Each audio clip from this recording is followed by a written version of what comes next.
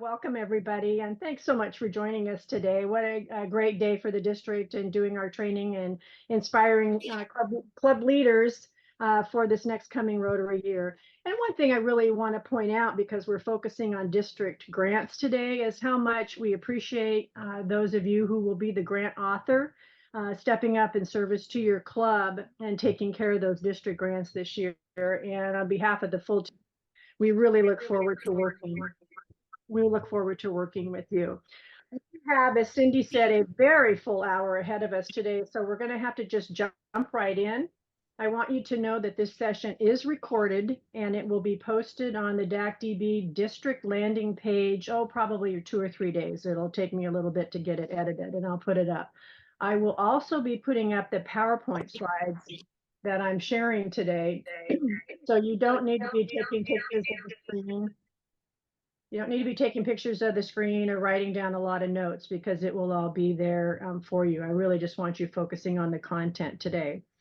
And again, unfortunately, because of our hybrid format, along with the timing today, since you're coming in on the Club Learning Assembly, we're not going to be able to take questions during the session.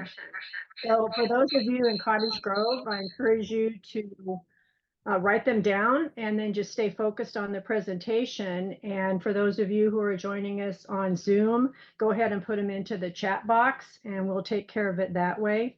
And at the end of the slideshow, I have also provided emails for all the grant reviewers so we can, excuse me, resume the conversation that way. To get us started, I wanted to provide some foundational information and kind of explain the why of why we do this training every year. I think the easy answer is that things change from year to year. So we want to report those changes to you if they're there. But more importantly, all of us are required to be good stewards of our grant funds. And that, in fact, includes the district. The district must be qualified by the Rotary Foundation to receive and manage grant funds. And then it's up to our district to qualify the clubs to receive grant funds. And the district has focused, as a result of that, its policies and its procedures to make sure that we comply collectively to all the legal, financial, and stewardship requirements of the Rotary Foundation. And therefore, to make sure all of that happens, we do these trainings, we do our grant reviews of your submissions, etc. So that's the why behind this. This year, I've chosen to present the grant process in 5 steps to a successful grant project. You can see them on the screen: qualifying your club, identifying your project, completing the actual grant application, implementing and managing your project, and then, of course, that wonderful final report. Step 1, that's qualifying your club. The deadline for this is September 1st. That in this process includes that really important memorandum of understanding between the club and the district that contains all kinds of information with regards to stewardship, the bank account, club officer responsibilities, etc. That is available now. District Governor-elect Nelson has sent it out to all the club's presidents-elect for them to sign as president of the 24-25 Rotary year. It also requires the signature of your president-elect nominee, or the person who will be the president in the 25-26 Rotary year. A third member of that important document for reading, comprehension, and signature is your club treasurer. As you'll hear throughout the presentation, they are very much integral to helping all the clubs meet the requirements of the grant management funds. In order to be in good standing, your club needs to pay their district and their Rotary International dues, invoices. I spoke with Kim Meyer, the district treasurer, and she will be sending those out to your clubs by about mid-June. On the Rotary International side, your treasurer should get an email pushed out from Rotary International that they have posted the club invoice on Rotary.org website, and they can go in there and pay those dues for you. Also, requirement is being current on district grant reports. So that becomes important at this time of year as we're closing out our 23-24 grants and getting those reports accepted. The grant writer, the author of the 24-25 year grant, needs to attend this training. So there you go, check that box. And as I said earlier, this is being recorded, so you can go back and pick up some pieces that you were not clear on, or if you weren't able, if someone in your club wasn't able to attend, they can certainly view this recording. The last one I will draw your attention to is a new requirement that we put in this year, that the president of the project year, so next year, 24-25, and the club treasurer need to attend a short grant stewardship training.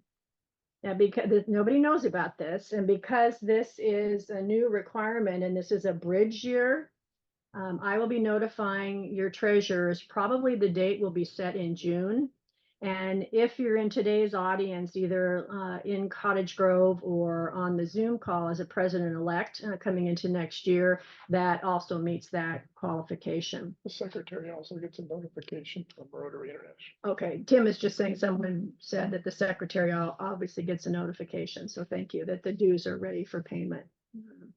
You see at the bottom of this slide, I actually put together this simple checklist just for internal club purposes, because it really takes communication between the president, president-elect, and the treasurer to get all of this done in a timely manner. So I just encourage you to pick up that list. I think Cindy or Amy have some hard copies available in Cottage Grove, and we will have them available on the district grant landing page should you choose to use that tool. Step 2 is selecting and designing the project. We haven't really spent much time in the past trainings focusing on this, but I thought based on some experience we had that it might be valuable this year. What you see on the screen are eligible projects for district grant funds according to the Rotary Foundation. You see projects, scholarships for students, youth activities. You can use district grant funds to provide a scholarship for a Ryla camper. And actually this week I had a conversation with one of our district's Rotarians about using a district grant to do the community assessment, which is a required piece for a global grant. Our district does allow that. What I want to spend the next couple minutes talking about is problems that we see with project design. And I want to be really clear that this has nothing to do with the value of your projects that you're presenting. That's up to your club membership and your communities, what really needs your attention and service. I'm really talking about the design of the projects, and just really frankly, some projects better fit the requirements of the use of grant funds than others do. It's kind of that old put a square peg in a round hole thing. So we wanted to mention a few things there as you consider selecting your project for this year and then designing how that's going to be executed and completed. It's not appropriate for grant funds be used as a pass-through, meaning you just write a check to another organization or entity. And we see that happening because we get back the letter of documentation that just says, thank you for your donation. That is not allowed. Number 2, we really work with clubs on active Rotarian involvement. That's a requirement of doing a district grant. And active Rotarian involvement does not include raising money to do the project. We'll talk about more specific examples in a minute, but it is problematic when you're designing your projects. And so I'm encouraging you to think about how you're going to have your Rotarians involved as you move forward. You cannot use grant funds to pay for another entity organization's operational costs. Or their direct overhead expenses, like pay 1 month of rent for another organization. You cannot do that. Other design problems that we see is if your grant relies on the use of gift cards, we do not allow gift cards. Example being, you might put a gift card in a holiday basket. You might want to help houseless, homeless youth or adults by giving them a gift card. That is, according to our policy, not allowed. So we would want, if that's an integral part of this, that may not be a project by design as the best use of your grant funds. It's also part of our district policy that we don't want to reimburse Rotarians for expenses to fulfill the grant project. Let me give you an example of that. I completely appreciate you've got a couple of months, you're going to go out, really shop for some great bargains to do school supplies for kids or coats or shoes for kids, and you build up that inventory, and then you're going to execute the grant at an event day or something that you have. That's got too many people with too much grant money going too many different directions that make it very difficult for your treasurer and your grant author to document and show an audit trail with those. We do not want to see that happen. What I would encourage your club leadership, and this again, where everyone needs to be communicating, is you use debit cards against your dedicated district grant account instead of issuing a bunch of checks to people. Is have some debit cards available when someone says, I'm going to head out and do some shopping for the project, use the 4-way test and give them that debit card to do that. We encourage clubs to do this existing grant year with great success, and we got those the documentation back, and it was very clear and very easy to follow. Getting receipts, valid receipts, is a challenge as you set up your projects, particularly in the areas of international projects, or if you have a large, complex cooperating organization that's integral part of you working with on your project, if they handle the money. Let me give you an example of that. Last year we had a project, and I've been told I can share this information, where it was planting 4,000 seedlings in a area that had been damaged by fire. Excuse me. The people all involved in this coalition was U.S. Forest Service, a state university, local municipalities, 2 utilities, 150 private landowners, and the Rotary Club.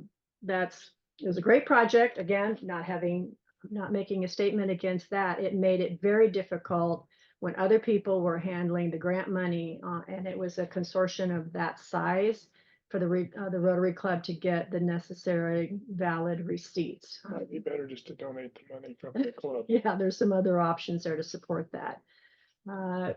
Conflict perceived, and I think perceived is the important word here, conflict of interest. Again, by example, several years ago, we had a club where the person authoring the grant, the person signing the grant, and the entity receiving the grant were all the same person. And there's a way we can set that up where it's at arm's length. And again, there is no conflict of interest in who's controlling the money, but we just need to do it the right way. So those are some very quick examples of how looking at international, looking at large organizations, looking at complex projects, how they may or may not fit. It just depends on how we set them up by design, and we are happy to help walk through that. You're going to hear multiple times today, your grant applications for next year are due June 1, basically midnight of May 31st. You have 6 months to determine if there's going to be a problem with executing the grant as you have designed it. You can't have spent any of the money yet, but before 6 months later, before December 31st of 2024, you can change your grant. If that comes to that, you need to immediately notify your grant reviewer, and then we will take you through those steps.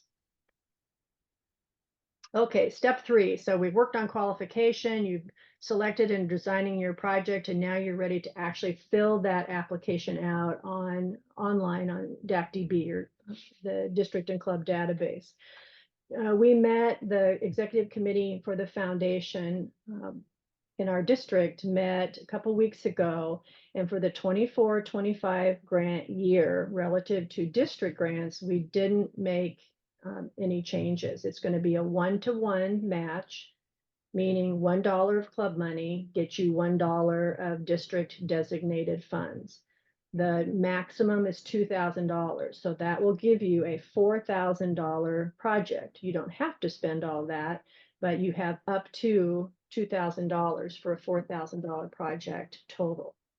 Your club can submit 2 grant applications this year. You must identify which one is your highest priority and which one is your medium priority. And there's a field in the application that you can do that. In the past, we continued with, there is no limit on the number of clubs that can come together to partner on a grant. So what we see is Dolly Parton Imagination Library, or we see food programs. Multiple clubs come together, pool their club money and their district money. So you might have 5 clubs times $4,000. You've got a $20,000 project, very impactful for your community. That's fine. You can do that. All those clubs that partner must name that grant as the highest priority. So you could submit a second grant on your own, but it must be a medium priority. And as I said, you apply online on DACDB as we've done in the past, and I'm going to invite Tim Mobley now to walk you through that process.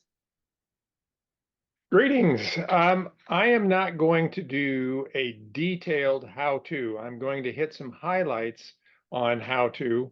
And if you want a more detailed approach, there will be a 45-minute video that walks you through exactly step-by-step how to do it. So I'll hit these highlights and hopefully it will make some sense. And if you have any questions, you can contact Leanne or I or Hal Kibbe or Mike Dillard for specific questions. The first thing you do is log into DACDB, and if you're new to DACDB, which stands for District and Club Database, talk to your club secretary. They will give you the information on how to log in. Once you log in, you'll come to a page that you see the tabs along the top and you see the red star. So you click on the District tab to start the process. Once you click on the District tab, you will see some icons, and hopefully one of the icons you will see says District Grants. If you don't see that icon, at the top of this page, it tells you how to add and remove icons. You can customize this page. So you'll need to add the District Grants icon if you don't see it. So you'll click on that icon.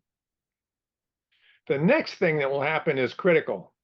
It says District Grants Overview at the top, 23-24. That date won't change to 24-25 until July 1st. So to do your grant application, you'll need to go to the upper right-hand corner where the star is, click on Change the org year, and then a pop-up box will appear and change it to 24-25, and then click on Change org year. Once you've done that, you're going to see this District Grants Overview page, and all the resources that we're providing you today will appear here. There's dates to remember, training materials, and documents and forms, like your club MOU, cooperating organization MOU, that kind of stuff was all on this page for you once you get there. Make sure that you click on 24-25, see it in red at the top of this page, to get the most accurate information for this year. The next thing you'll do is on the left-hand column is click on number 1 there, Club Grants View, and that will open up the page that you see. Then double check to make sure you're in the 24-25 Rotary year, and then number 3, you click on New Club Grant Request in the upper right-hand corner. The thing that will open now looks like this, the page, and it has tabs at the top, details, clubs involved, contacts, and application. You will fill out all of those tabs in order. The first one, details, is you put in the project name, and then you can click on the priority here and make sure the org year says 24-25. You're going to hear me say that multiple times. And then the other information that it asks for, you need to fill in all the boxes. The red star at the bottom of the page indicates that under project description, in this particular box on this tab, we just want 2 sentences about what you're going to use your money for. We're going to buy benches for a park. We're going to buy towels for the homeless shelter. We're going to buy whatever. We're going to do this. We want to know what the money's going to be used for. Very simple, 2 sentences. And the reason I say that is because District Foundation Chair Cindy has to fill in what's called a block grant and apply for all the money for our district grants from the Rotary Foundation. When she does that, the document that she has to work from will ask what our projects are. And what they want is a very simple explanation of how the money is going to be used. And she will look to this box to find out what it is. In the past, we've had people put wonderfully detailed information in this box, and it takes a while to figure out what the project is actually is and what the money is going to be spent on. So please, just 2 sentences about how the money is going to be spent. Later on in a second, I'll show you where you can put in your great detailed explanations. So you filled in details, you've clicked on clubs involved, that's the next tab, and you put down if it's a multi-club grant, all those clubs involved. If it's just you. Then you put in the contacts for the grant, 2 or 3 people. And it's really important that there's 2 or 3 people in your club that has a clue about what this grant is about. We've had situations where the person who was the contact and running the grant has gotten ill or had an accident, and nobody knows what to do, how the money's being spent, and the whole thing just becomes a giant mess. So it's important that those contacts, you have a couple people that know what's going on. The application tab here where the red star is, you put in the start and end date, you put in your name and the address where your DDF check will be mailed once your grant's approved. And then down here where it says project definition, describe what the project is and what will be done. This is where you put in all the details in this particular box. Okay. The next box on this is on the same page as just to scroll down is the Rotarian involvement. And it's really important that you figure out what the Rotarian involvement is, because raising funds, as Leanne said, isn't Rotary involvement, even though many times it's a lot of involvement. For the project, what did the Rotarians in your club do? If it's an international project, did they work with a contact overseas or on a reservation to come up with a project, design it, and help them work through how the whole thing is going to be done, how their receipts are going to be managed? International projects are famous for having receipt issues. So one of the suggestions with international projects that I shared with several clubs this year was to do a Zoom with the project and do a program for your club via Zoom, or have them do a video of what the project is actually doing or occurring. There was a project for a training school on bike repair. It'd be wonderful to do a video on how to repair a bike and share that with your club in a project. There's lots of different ways to do this, but just make sure that there's Rotarian involvement, as it is a requirement. And lastly, on this page, there's a couple of boxes that need to be checked. And down at the bottom, you have to check that box, just like a lot of times when you're doing something online, that you accept and understand the terms of agreement. And then there's another box where you have to put in a Rotarian's name, that they actually understand, have read the MOU, financial management plan, etc. The next tab is the budget. So the first one, you put in the money that you have, the DDF, and your club cash. We do not want additional funds. If you're going to put in $2,000 and you're going to get $2,000 of DDF, but the entire project, like a lot of the reading programs that clubs do, might be $10,000 or $12,000. We don't care. We just want $2,000 from your club and $2,000 of DDF. The reason that is, if you put in more, you're going to have to show receipts for more, and we don't want to have to deal with that. So just do what's required, the club match and the DDF. Next is the expenses. You put in what you're going to use the money for: buy books, buy clothes, buy benches, build something, whatever, and the cost of that. Then down at the bottom, the budget summary. does automatically fill from the budget income and the budget expenses, and the goal is to have 0 at the bottom. The next page is probably one of the most important pages, and this is documents. You know, you are now required to maintain expenditures for IRS documents for 7 years. So where do you keep those in your club? Does your secretary have a garage with a box full of documents, or does your treasurer? Well, you don't have to worry about that if you put all of that stuff here, because this is where it belongs. This is where the district will go if we're questioned on any grants. We'll go to this document page for the year that's in question, and we'll pull up all the organizational documents that you've put in here.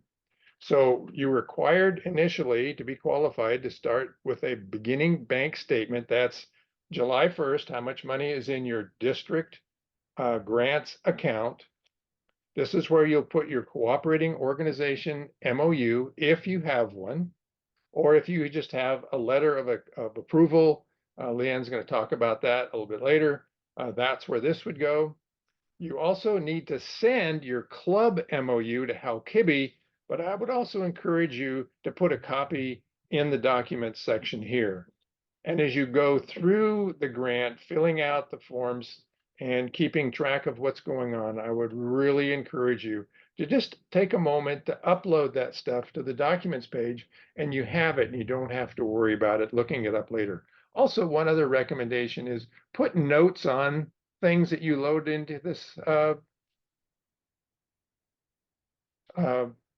component, the document section, so you know what they are. If you're writing your final report next October, you may not remember what you put in this October. So as you go through filling out your application, I would encourage you to save every time you move or every time you have to step away from your computer. Save it, save it, save it. Also, if you do a Word document and do all your work in a Word document, you can cut and paste into this.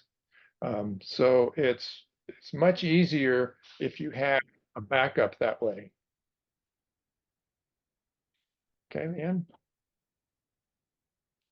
So once you've got all that stuff done and you're ready to submit it, you can click on the club sign and submit buttons in the upper right-hand corner, and this has to be done by your club president. So that's the PE this year.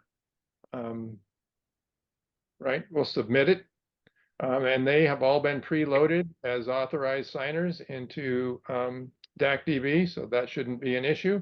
If it is, you contact one of your grant reviewers and we'll make sure we'll help you with that.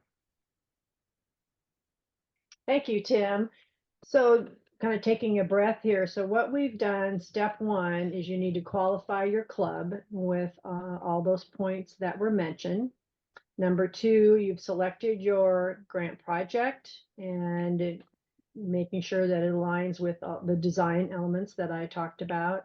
And now Tim just went over the actual grant module where you're going to be putting that information in and submitting your application to the district. I think that's one of the benefits, I think, of the district, since the district is here to support our clubs, that they provide the DACDB grant module free of charge to all the clubs. And as Tim pointed out, because we have to keep records for 7 years, and I will also add to that, that all of our records and these projects need to be accessible to all of your club members at any time. So again, this being a repository for us allows us to meet both of those criteria.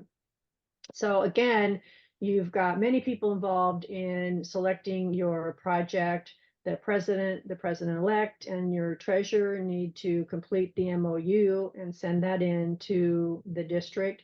You have a grant author whose job is to complete that application Tim just went to, and it's going to take everybody working together to accumulate all the information needed as far as the costs, et cetera, to fill that application out. So the grant author can complete the application, but the grant author needs to coordinate with the president to sign and submit the application to the district. repeating what Tim said, the district has already populated your authorized signer for submission. Please do not add anyone else to that. If your secretary knows how to do it, or anybody knows how to do it, please do not add additional authorized signatures to that for this grant, because we do go through and make sure it's just the president's signature that we've received. So that could be problematic. We've mentioned multiple times now about cooperating organizations, so I felt it was a benefit for us to share with you what the definition by the Rotary Foundation of a cooperating organization is. If it's a group or an entity that is needed to implement the project, or they provide professional technical expertise and skills that you need, if they are, more in line with the project timeline and coordination, and certainly if they control the funds, you have to have a cooperating organization memorandum of understanding in place. If it's international, who's helping, because you're not on site, you're going to need to have a formal agreement with them on who's responsible for what. And again, that cooperating organization memorandum of understanding is available for you to just fill in your specific information on that district landing page that Tim shared with you. There's a link to that document there. I want to give you another example of what we've seen in past grant applications. If the project has been identified at a local senior center where the Rotary Club is going to, redo, replace, or provide a nice garden space for their visitors. If you look at the definition above, it doesn't meet that requirement. It's just that we would just like to have a letter of, accepting the gift or granting permission access to the grounds, so that your club can go in and do that garden space, because they are certainly not handling any of the money. They're not getting any of the project materials that you use. They're not coordinating the project for you, etc. So they really don't qualify. They just need to thank you for your gift and give you access to it. Trying to make it simpler for you. I've pulled out in my view, the most important piece of the cooperating organization MOU, and that's where you list what your club will be doing and what the cooperating organization will be doing in order to implement and see the grant through to completion. There's a couple things we've listed on here that are required, meaning your responsibility is to affirm that they are an appropriate grant partner that you'd be working with. And on their side, particularly if they're handling the money, they've got to agree that they will provide you valid receipts in a timely manner, and they would submit to any audits in case we asked for that. And then, of course, following the standard terms and conditions. This document's found on the district landing page, so you can take a look at all of it. And then both your Rotary Club agent, your club president, and the cooperating organization person needs to sign this, and then both parties should have a copy of it. Couple of other odds and ends for you on those multiple club proposal. That first step is qualifying the club. If you're just going to partner on a multiple club proposal, your club does not need to be qualified. Only the lead club needs to work through that list that I shared earlier. However, all the partnering clubs president for the project year must sign the grant. So using my example earlier, if it's a 5 club, we have Club A as the lead club. They're handling all the money, and they must be fully qualified. They submit the grant application. But in order for it, they need to have all the other partnering clubs sign that project application and submit it to the district. And we do check that. And you ask, well, why is that? Because they're not doing anything or handling any of the money. In my view, their signature is really, obviously agreeing that they're going to be a partner in this. And as you look at the grant application, it says active participation by all clubs. So you need to consider that when you're building these multi-club projects. But it's also, they're attesting to the fact that their club will put 2,000 in club funds, the maximum, and 2,000 in the DDF match that they would receive for that into that joint project. So I think that is very important to do. And that would go into the district grant account for the lead club. Right, I'm going to get to that. Another important date, June 1, your grant application submissions need to come in. By September 1st, 90 days later, that application needs to be complete and accepted by your grant reviewer. And you must have met all the club qualification requirements in order for your grant to be approved. If this isn't done within that 90-day window between you, your club officers, and your grant reviewer, then your request will be denied. One of the things I thought I would do this year is, as one of the reviewers, share with you a sheet that I use when I go through all of your awesome projects that you send in to us. This is a 1.5-page document. I've kind of broken it down here, but as we go through and look at your grant applications, I use this form to make sure that you're in compliance. And if you're in compliance, that means the district is in compliance. And again, that's where I started with, we all need to follow stewardship and be qualified. So none of us are, put in jeopardy for future projects. So you can simply see the boxes on here. Is this club qualified? I can check a sheet that Hal Kitty keeps for us. Did the grant author attend this training, or did they watch the video of it? Looking down, is the budget submission accurate? How was the Rotarian involvement described? Is that adequate? Is their reporting current? Is there a cooperating organization? And if there is one, is the MOU signed? Did you check those boxes that Tim mentioned? Are there any gift cards in here? Possible conflict of interest? And really important is that dedicated district grant account bank statement uploaded, and is it separate just for the grant funds? And lastly, did the president sign that? So you are welcome to use this if you want to double check your application before you send it in. This will be available on that landing page as a resource. And I'm not sure if Cindy or Amy had some of these printed, but they are certainly available, and you are more than welcome to use this as a tool. Last year as a reviewer, I guess I wanted to just impress upon everybody how important it is to get that application complete before you send it in to the best of your ability. I have 25% of the grants that I review, and I did over 60 emails in order to get all those compliant to be able to be approved. And that obviously is just one side of the communication. Someone else had to email me back or call me.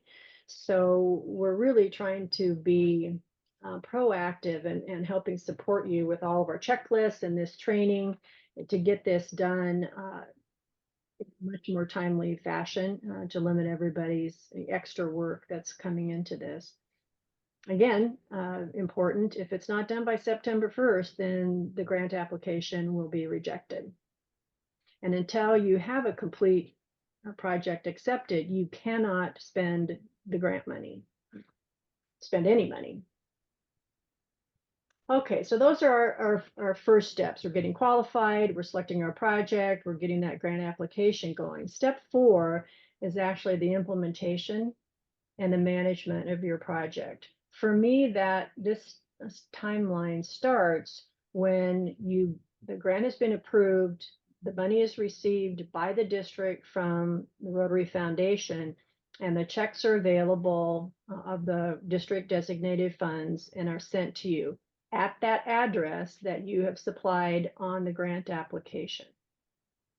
Those go into a designated district grant account. This is a requirement in our terms or in our policies and procedures. You have to have that. Honestly, this has been a requirement for 10 years. And we still have clubs that we're trying to get into compliance on this. So I'm hoping this year is the year. And that's one of the reasons that we're going to be working with your club treasurers on that. You see in the blue here, we had it experience last year that we took under consideration, and we did change the policy this year based on that.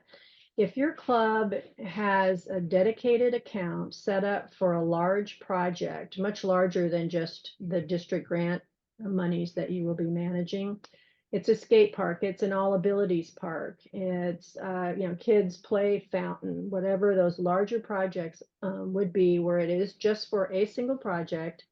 You're collecting community money, or you're writing other grants, you're putting other club funds into that, but just for that project, work with your grant reviewer, make them aware of it, and you do not need to have a separate district grant account for those the grant money that the district has sent you. This is an exception, and please work with your grant reviewer on that. The other caveat to that is if you have that other larger account where you have money going in and out from other grants and so forth, the DDF that you receive and the money that you match it with has to be spent within that 14-month Right. reporting period. Thank you, Tim. Number two in here is then you would deposit or transfer your club's cash match into that same designated district grant account. That is also a requirement. Therefore, all the expenditures on your grant project will be paid out of that existing grant account. That is a requirement. What we see is we'll see some payment out of a club checking account. We'll see some out of maybe a foundation. We'll see some out of a district grant account. All money in, all money out must be out of that singular dedicated account for district grants. We've talked a lot about valid receipts and receipts for the expenditures on your grant accounts. Part of that enabling an effective way of doing it is to use debit cards, because it's all coming out just from that account. That would be helpful. Tim suggested, and I would agree with, particularly over the course of a year and several hands on this, is as those are available, you might load them up under that documents tab, so you've got them all captured. In reality, practical, we're all scrambling around, us asking for receipts and you guys trying to get them to upload them to that. So maybe doing it as they're available might be a different approach. Make sure for your reviewer that they are dated after your grant has been approved. That's something we look at. Going back to an example I cited earlier, is you're going out and buying discounted items for school supplies or clothes or whatever. And sometimes that starts too early, and those receipts come in and they are predated when your grant was approved. And so, of course, those are not valid receipts that we can use to document your grant expenditures. Again, over the course of the year, excuse me, that you're doing your project, just going in there and documenting ongoing Rotarian involvement, meetings that you have, connections that you have with communications that you have with the cooperating organization or your international partner, whatever it would be, is just keeping current on all those things and just loading them up there so they are available for you when you start to do that final report. This is all part of step 4 once you're ready to go on your project. Obviously some projects are very simple. They're a day event and it's a one and done and you're out of there. We love seeing photos of your project. We encourage you to do that. There's been times in the past where we want to share some of those project examples, and it's great to be able to go back and grab some actual photos of the project in action and sharing those. Those can be uploaded into the document section. You can actually create a new folder if you want to and just call them photos and put those in there. We appreciate that. Any uploads that are not photos, so Tim mentioned the district grant bank account starting bank statement. You will do the same with a closing bank statement. those all need to be in Word or in PDF format.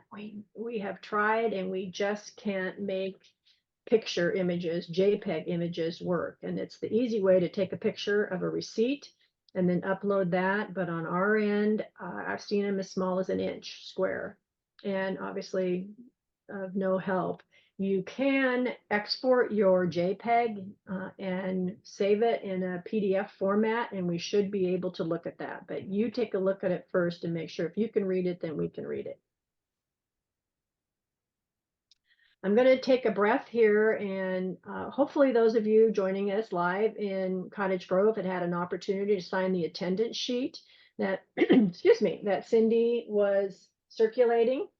So I would ask you, if you haven't, be able to do that. And you'll notice the far right-hand column on that sign-in sheet asks you to identify if you're a first-time grant writer. We'd love to introduce ourselves to you and help you feel more comfortable with the process and help you from day one in that role.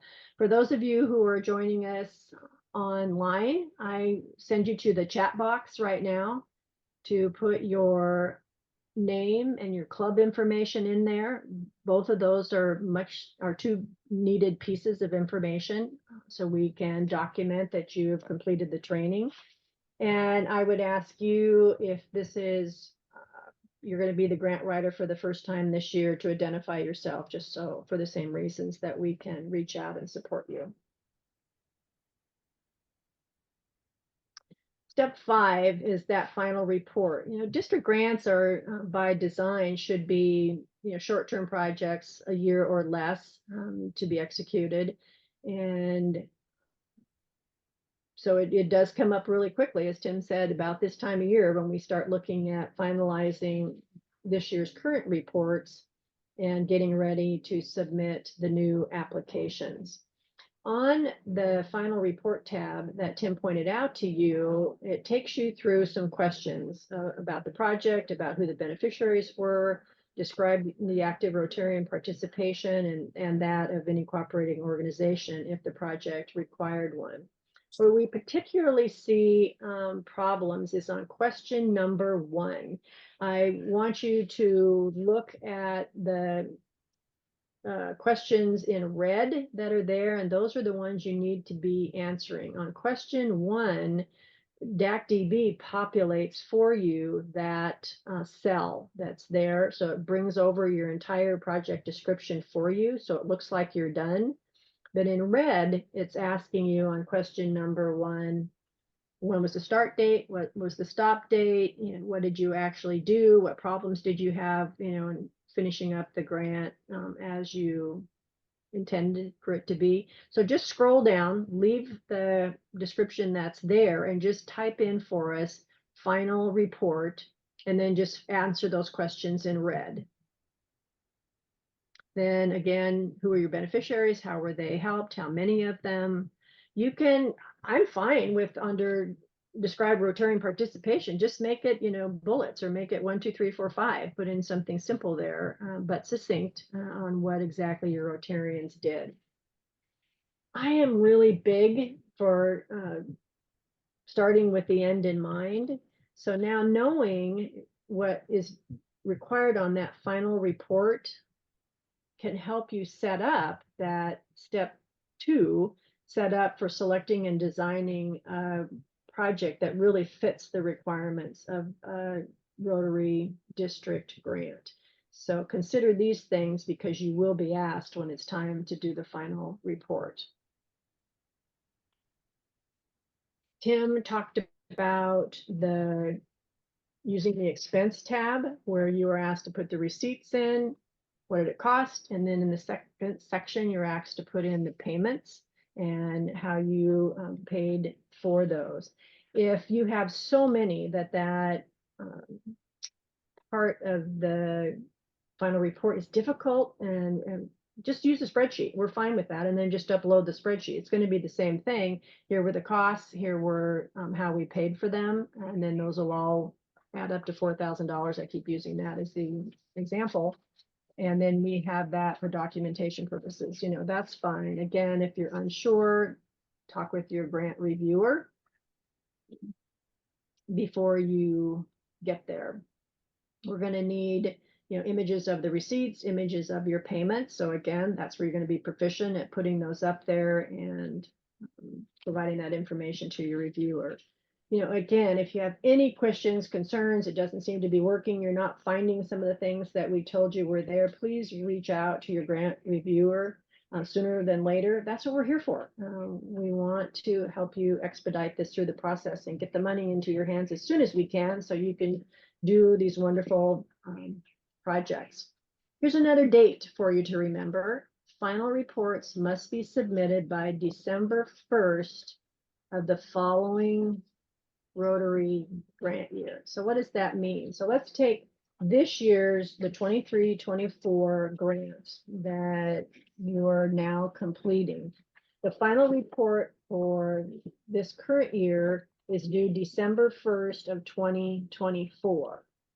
So for the 24-25 year, it's due the following December 1st. So you really have 12 to 14 months to complete the grant and the final report on the grant. In summary, I kind of did this graphic here with important dates for you.